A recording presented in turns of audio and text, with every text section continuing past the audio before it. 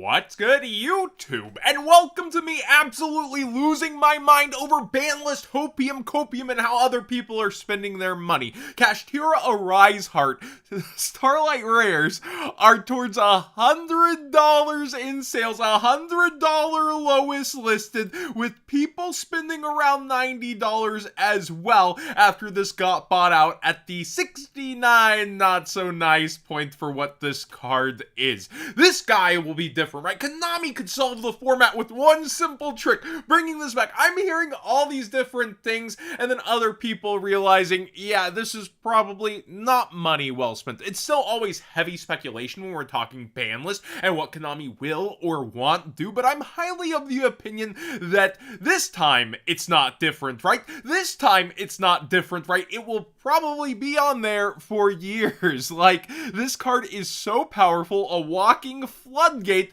which is why this is the last piece of TOS format not having this back still when everything else is off the people have begged for years. And I just can't fathom how people are realistically getting on the hype train for this. But let me know in your comments section down below, and we'll see how the ban list actually ends up playing out, because there's tons of Banlist Hopium Copium to cover on this market watch. Like I said before, Thunder Dragon Colossus actually is climbing back if you click on it, and Masterpiece now, again, it cycles every time, right? It went all the way down to 15 for first editions, and now the lowest first editions are around 2150. We have Summon Sorcerers having heavy rumors apparently all over Twitter that, oh, this is gonna get an errata and it's gonna come back. I have personally not seen confirmation of that, and rumors are rumors, but be aware, people are actually spending money, but an errata would still imply we would get a reprint with that errata. But look at how Firewall went and how all of them were high rarity at first. That was kind of a hilarious time, and Konami dangling it in front, and then the secret rares went down in price and people were able to just have to carry their errata or written translation for their old card. But yeah, be aware, rumors for this, the jump version has climbed very consistently and is now up towards a lowest of freaking $10 now. Magispector Unicorn has more of a fair consideration, I guess, with Banlist speculation. Magispector's got support, Pendulum could use a little, but Konami is very Pendulum phobic, so do be aware that it feels like with Electromite, there's a little more realistic Copium this time. It actually hasn't gone crazy, which is why I'm not featuring it. But Kieran here is definitely down in quantities and up in price for both versions. Zodiac is maybe the next Zodiac. It also is getting bought out for not just Trident first editions, steadily climbing here. I actually haven't looked at what the lowest first edition is of right now, so let's see together. Yeah, just a little bit above $7, which is about where it is on the graph now, but that steady climb. Also, I saw that Chakanine was way up in price here, so people are buying up the pieces just in case. But you want to know how to make free money in Yu-Gi-Oh? You just buy high, sell low, which is what some people do with Banlist speculation. I wonder where these points in the graph for title are. It's gonna do it this time, right?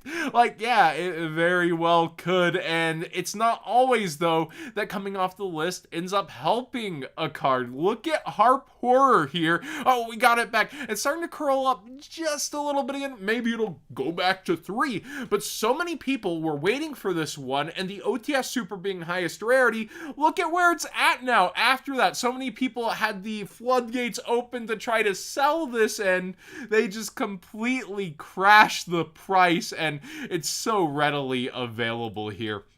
Also, with Dragon Rulers, this is another I can't believe it's happening one. Number 95, Galaxy Eyes Dark Matter Dragon. I cannot fathom this card coming back personally, but here's a, 25% increase on the card. Just a buck, really.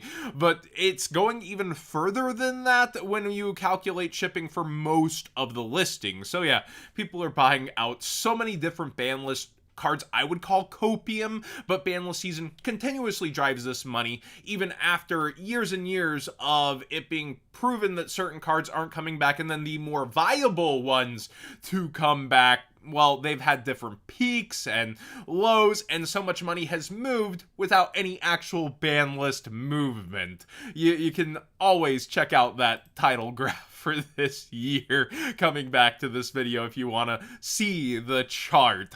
Wanted has interesting movement thanks to banlist fears while we're still talking banlist, and it has just come down and down for the spell. But something interesting I also picked up on is maybe a mix of waifu tax and how they play it after is Diabellstar. Now, I personally don't think the wanted spell is going to get hit heavily this early, maybe to 2, but probably not even, as like I feel like this is continuing to get support and Konami is going to want to sell that new support, right? But yeah, Diabellstar has the waifu tax for 1 and less likely to get hit for 2, the Albaz of the lore, and she has consistently stayed up in price despite the other piece of the engine coming on down, and those are the two things at play. We see Ashened cards starting to go up a lot. Oh, that new support's almost here. It could be anything. It could be good. It could be bad. It could be amazing. And what's in the boxes when Jerome or another Yugi tuber tells us, right? Vidos is just mad up for this secret rare, and the quarter century secret rare is also mega going up right now. So be aware, people are buying into that. And the quarter century secret rare priestess is also creeping on up in price now. $69.99, lowest before, 70 and quickly 80 on the front page, and tons of sales in that $60 to low $70 range. And the other version of it actually isn't moving all that much, so people are buying the high rarity rather than the I gotta have it with that, balance of speculation. Yubel's Fusion continues to go absolutely nuts for an ultra rare. So many people are just hyped for that future support and making that deck even better later, and it is just completely on the train of going up right now. $25. I personally can't believe it's made it to there. I could see like 18. It's just like after the buyout, I was like, yeah, people are getting reasonable. Nope, there it goes again. Triple Tactic Thrust is another interesting case because so many people are aware of reprint season, and the lowest version that was shorted that was reprinted in Maze is sticking around 45, which is barely behind the secret rare. But if we get like a Mega Pack secret, right? Like that would be competing with the secret rare. But the ulti's not all that far ahead. It's not even a double up versus the lowest version. Part in that people don't like how the ultimate rare looks. And then the EU ultis are nicer, right? There's just so much of this card that's not foiled at all. But it has been pretty much down, especially this month. Like you had the peak and then it's come back down a little bit. I still feel like it's better to go highest rarity if you're in the market for the card personally versus the fallout that would be a reprint announcement / people still want to play their decks for the WCQ, and we are in the WCQ season, and that next ban list is going to shift a lot of cards and people are going to secure their decks. An interesting card pointed out by the Discord is just Photon Delta Wing. This is $1 rare I didn't know was $1 out of Maze, so be aware it's just been consistently there. I would have had no idea if I personally had this card. I probably would be more in tune if I was still doing buy list and vending. And then we have Photon Delta Wings Collector Rare. Not all that crazy in price, but every single one under $10 was indeed bought out, and some quantities are going. I read this card and I get that like Photon cards are kind of Zexal Zoomer's heroes or something like that. I just feel like with Photons, like it's that deck that wants to try to be there and constantly fails to do so.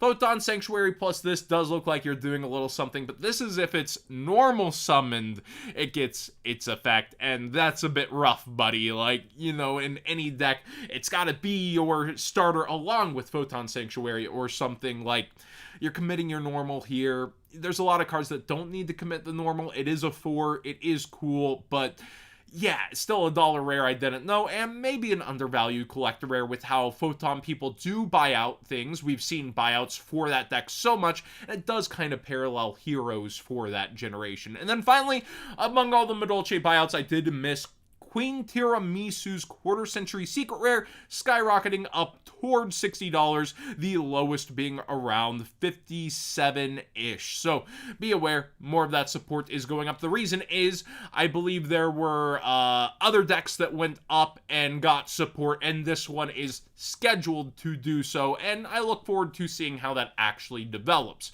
Thanks for watching today's Market Watch. Please subscribe if you haven't already. Give this video a thumbs up if you enjoyed the conversation. A lot of Banlist stuff that actually made my eyes pop out of my head, so hopefully you are also having fun. And the conversations for it still to this day, it's like, I'm like, no way, and there's a lot of, wait, but, no, I don't see Konami doing that personally, but there's been crazier things, I guess.